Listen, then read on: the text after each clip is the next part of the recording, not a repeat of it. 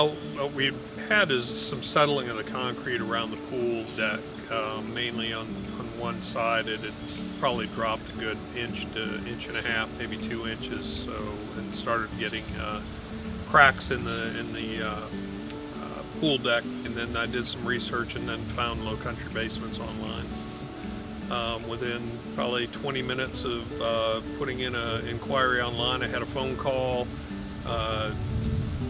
They came out, looked at the pool, the deck, and was able to provide a estimate within 45 minutes. As far as what you guys did is you went around and of course you stabilized the concrete that you know, had hollow spots up underneath of it, but then you also were able to I guess jack up the concrete that had dropped significantly and filled with foam underneath.